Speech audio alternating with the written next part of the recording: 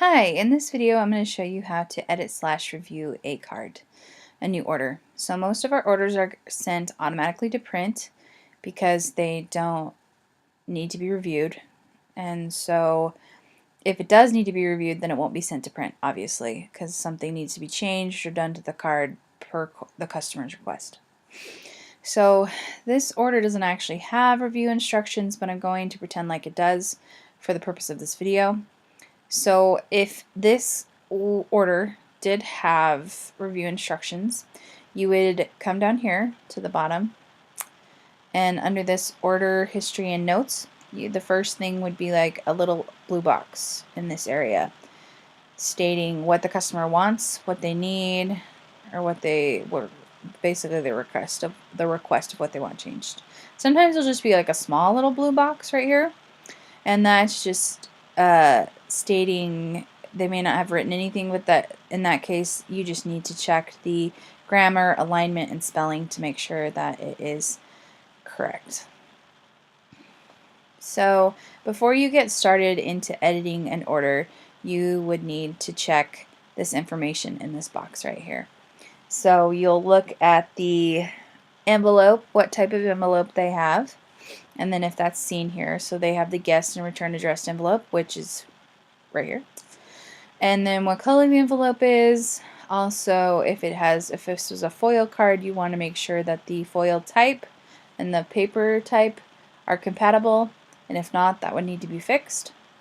You can also see the back layout option. It says blank, and so there's no, you're not seeing the template for the back, which is fine because it's blank. But if there was something like they selected a pattern or a photo back, you'd need to make sure that was here. Otherwise, it could possibly not get printed. So, and then also you can see if they've selected a pocket or not. So basically just running through that information generally before you get into editing the order is a good idea. So then the next step you'll want to do in editing a card would be to click New Version. So I'm just going to click New Version.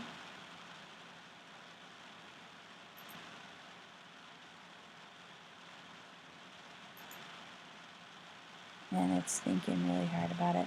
So I created a new version earlier, and it might not be doing that because I've already created a version. So we're going to go up here. Under Proof History, you can see the different versions created. So I'm going to click the version I created. The whole reason you have to create a version is because on version 1, you are not able to make any edits to the cards, so you have to create a new version. And every time you go back and forth, so if you sent this off with some instructions for the customer or that they needed to review it and they send it back having you need to do more, you'd have to create a new version. So every time there's something new that needs to be done, a new version has to be created.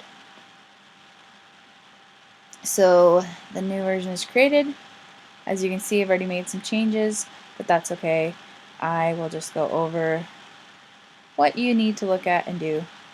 So we're going to scroll to the bottom of the invitation and click Edit.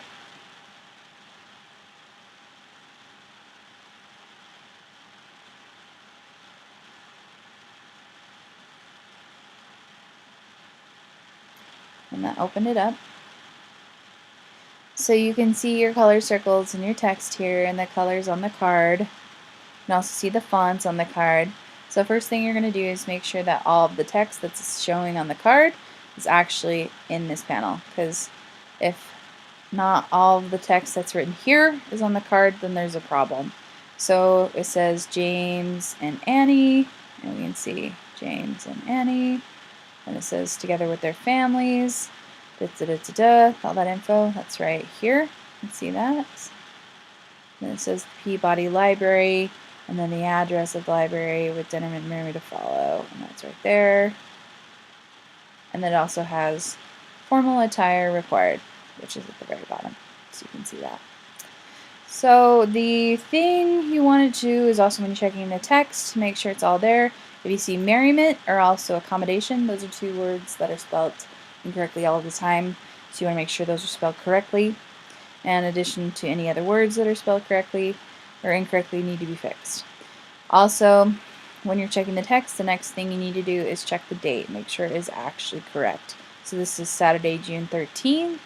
You'll want to make sure that actually the 13th of June is on a Saturday, and you want to check the date or the year. The year is not stated here, but if it said the incorrect date for the year, that needs to be fixed.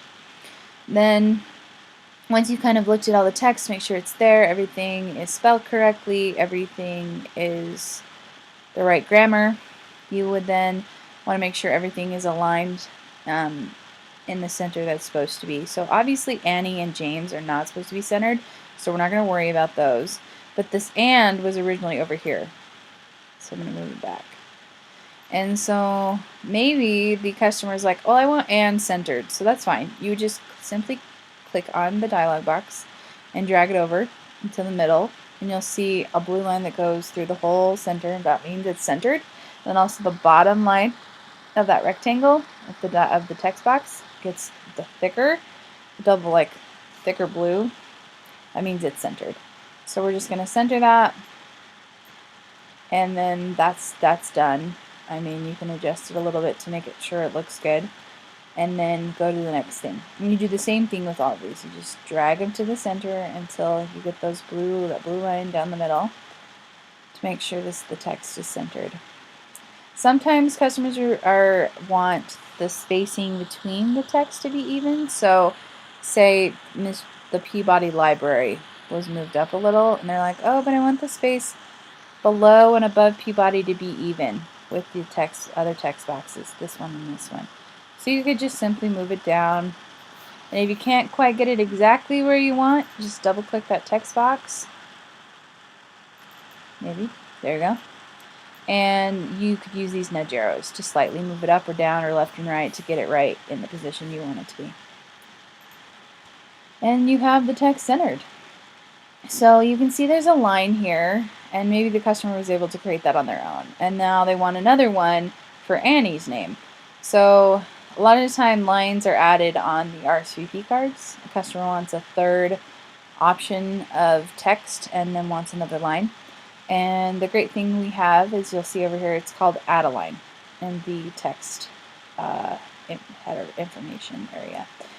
And this is not an option available on the front end. So it's really easy for us as designers and our customer service reps to create it. And you'd simply click add a line. Oh, good. You come over here, you'll see it kind of faded out, the text, and then you could just click and start dragging to make that line. So the first number is how long the line will be. Second number is thickness, and the thickness goes to a 5, and the smallest thickness is a 1. So we're going to do a thickness of 2. If I can get it to 2, and we'll make it 208. And then once you create that new line, you'll see a color circle is created for it. And it'll say new line. You can simply click on that and go down and pick the color you want. And I believe the other line's in pumpkin, so we'll change it to both be pumpkin. And there you go. You have a line created. A lot of times, though, on the RSVP card, just so you know, is if you try to create a line, it's hard to get it to look exactly like the ones that are already created on the card. So you can always just get rid of the ones on the card and create 3 lines that are identical. And that's a nice feature that you can do. So we've checked the spelling, we've checked the grammar, we have added a line, we've centered the text, we've checked the date. I think we're done then with this. It looks good. So you would just come up here, and you need to leave it on needs customer review, because you will not be able to send the proof if it's approved. If everything's approved, because the customer needs to be able to review, make changes, send you a note back. So you just need to leave that as needs customers review. Then you'll click make sure it's unlocked, click close, and then you come back here. So now we're going to look over our envelopes. So we're going to scroll down, and we're going to click edit envelope.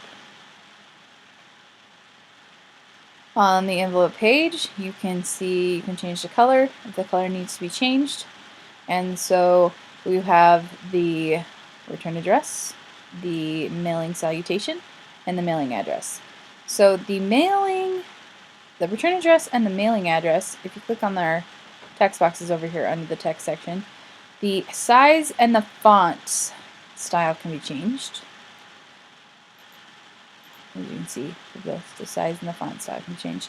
But for the mailing salutation, it cannot be changed. It's important to remember that the size can't be changed for the mailing salutation or the guest names, because customers want to be able to change that all the time, and they will ask you, and that's not something that we offer. So they would have to change the font style to make the text a little smaller, and unfortunately that's the only thing they can do, and we can't change it for them either. So that is good for them to know. I know the text looks a little splotchy, but it won't be. It's just because of my screen. The text will print clear. And then also important information you should know is that the text or the addresses will only print in black on the mailing addressed envelopes.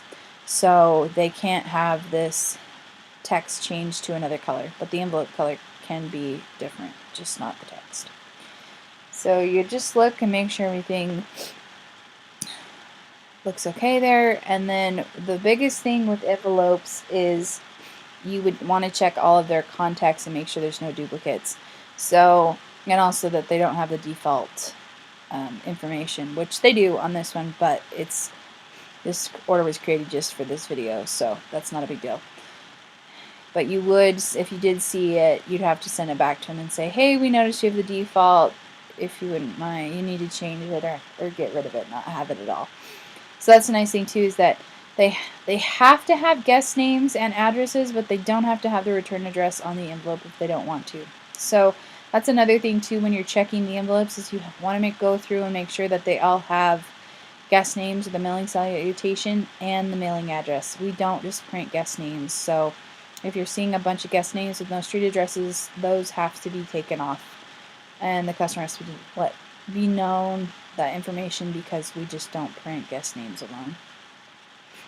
So you would see, so if there's 100 contacts, you would see those contacts here.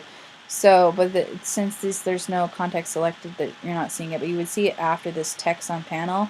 You could be able to scroll through, and you'd see the envelope just like this, but with the name and the street address. And you would just scroll through, make sure there's no duplicates.